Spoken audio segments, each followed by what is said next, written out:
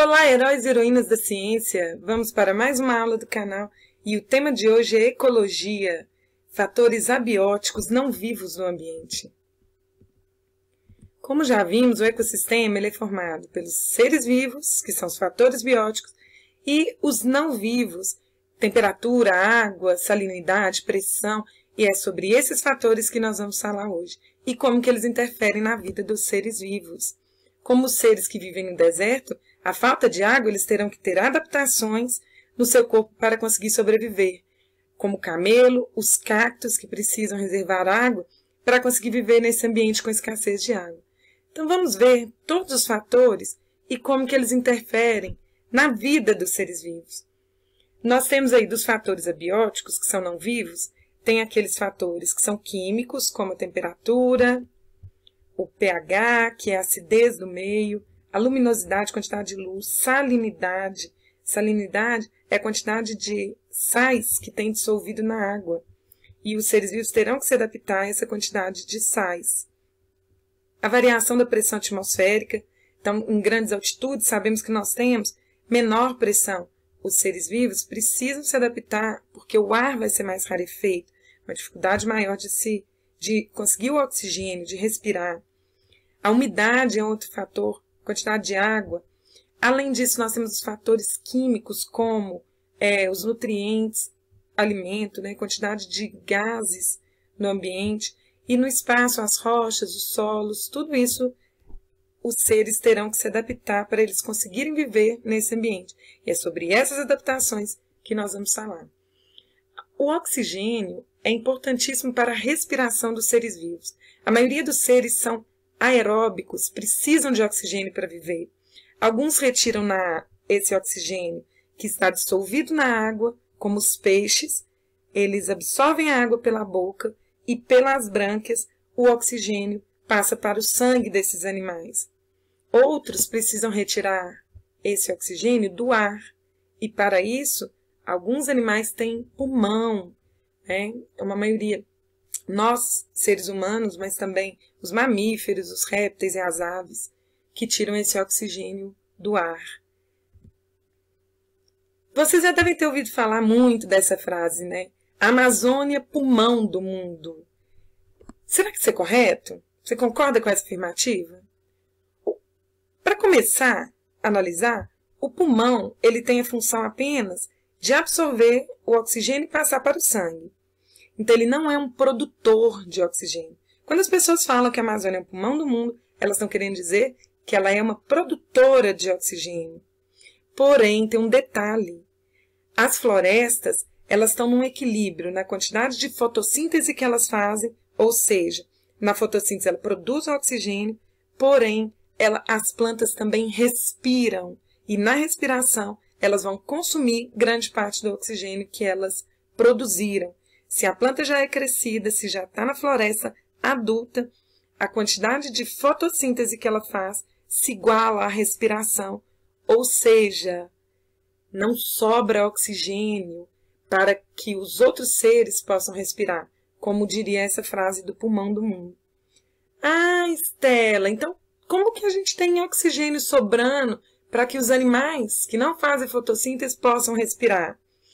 Os grandes produtores de oxigênio, que conseguem fazer mais fotossíntese do que respiração, são as algas microscópicas. Essas pequenininhas que a gente vê assim, lindas ao microscópio, brilhantes, verdes, porque tem clorofila, porque faz fotossíntese. Essas algas lindas que encantam, brilhantes, elas sim fazem mais fotossíntese que respiração e elas poderiam ser consideradas as grandes responsáveis pela oxigenação do planeta. E daí a gente entende o Jorge Benjor, a hora que ele canta essa música.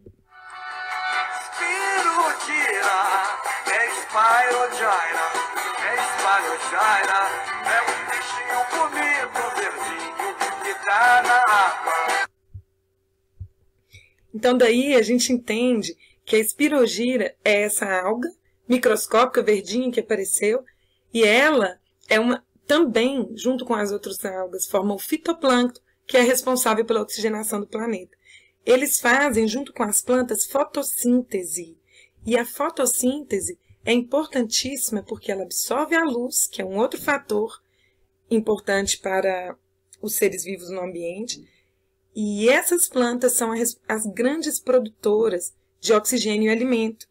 Pela fotossíntese, elas absorvem o gás carbônico da atmosfera e produzem oxigênio. Para isso, elas precisam da água e da luz solar. Então, esses dois fatores são importantes para que haja fotossíntese. E se houver um apagão do sol, uma falta de energia na Terra, todos os outros seres vivos terão a sua vida comprometida. Porque as plantas produzem a glicose, que é um alimento, que é o açúcar, e ele fica disponível para os outros seres vivos, que são os herbívoros, que vão se alimentar dessas plantas. A luz vai interferir, algumas plantas precisam de muita luz, como o girassol, né, que tem inclusive esse nome, que ele vai virar para a luz e só vive no ambiente que é muito iluminado. Outras plantas são plantas de sombra, como a samambaia, não gostam muito de luz. Assim como as plantas a luz interfere nas plantas, elas também interferem no modo de vida dos animais.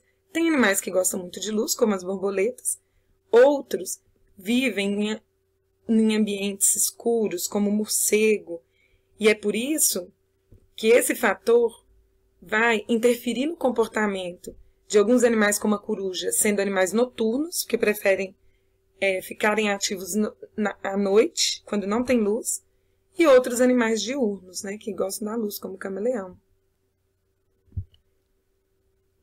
A intensidade de luz que chega à Terra, parte desses raios solares, eles vão aquecer a Terra e, graças aos gases na atmosfera, esse calor vai ficar retido, formando o efeito estufa, famoso efeito estufa, que até certo ponto ele é favorável à vida na Terra, porque ele mantém a temperatura da Terra em condições favoráveis ao desenvolvimento da vida. Se não tivesse efeito estufa, a Terra teria temperaturas muito frias, seria congelado e dificultaria a vida. A intensidade de luz que chega, ela é diferente de acordo com as regiões do planeta. Na parte perto da linha do Equador, nós teremos mais raios solares chegando e as temperaturas serão maiores. Então, aqui vocês podem observar como que em diferentes épocas do ano, nós teremos aí diferentes aquecimentos, né, regiões aquecidas na Terra. Porém, a parte da linha do Equador e a região dos trópicos são sempre mais quentes. E isso vai interferir no comportamento e na distribuição das espécies que conseguem viver em cada uma dessas regiões. Esses seres serão adaptados a essas temperaturas. Então, por exemplo, em lugares muito frios no Polo Norte, nos invernos muito intensos, alguns animais, como os ursos polares, mas também o ouriço cacheiro, eles fazem hibernação. Reduz a atividade física do corpo durante a estação fria para poder sobreviver a esses invernos. Outros, eles vão diminuir a atividade quando a estação estiver muito quente, no calor. Isso chama estivação, como acontece no caso dos caracóis. Alguns animais, quando têm condições desfavoráveis de temperatura, eles fazem migração. Então, vão para outras regiões à procura de melhores condições. Então, algumas aves migram na região, na época fria, dos invernos intensos, elas saem do polo e indo em direção às regiões tropicais.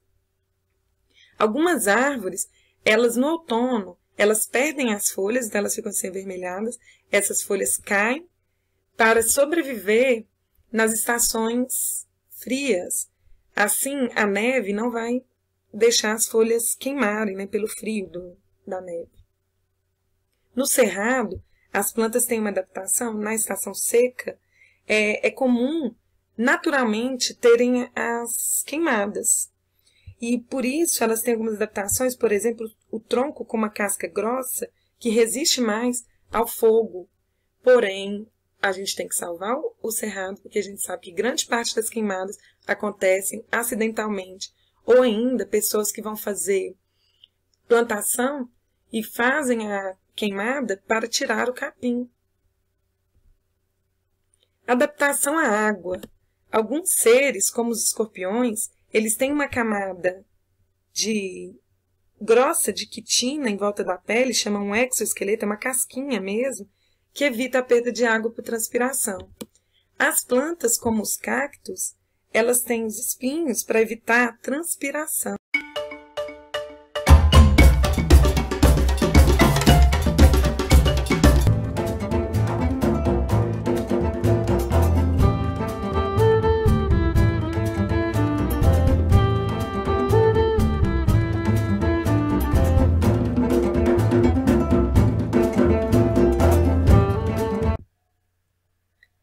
Então, os cactos, o que eles fazem? Para evitar essa transpiração pelas folhas, as folhas elas são transformadas em espinhos.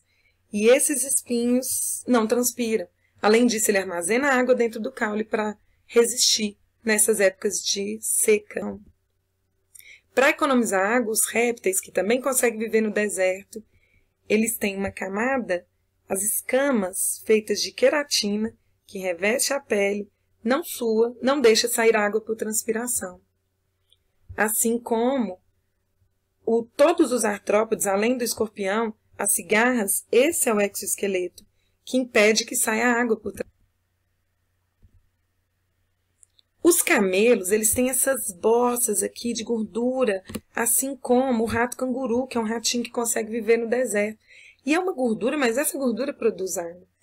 Esse é um dos animais mais resistentes do planeta Terra, o famoso camelo. E é por isso, claro, que ele consegue viver nesse local tão inóspito que é o deserto. E ele só consegue fazer isso porque ele tem uma série de adaptações, como por exemplo, essa corcova aqui, ó, que armazena gordura e que inclusive essa gordura pode ser transformada em água caso esse animal não consiga beber água por um tempo. Camelos conseguem ficar até 10, 11, 12 dias sem água, mas quando encontram uma fonte desse recurso, podem chegar a tomar até 30, 40 litros de água numa única vez. Se você gostou, deixe seu like, se inscreva no canal e até a próxima, pessoal!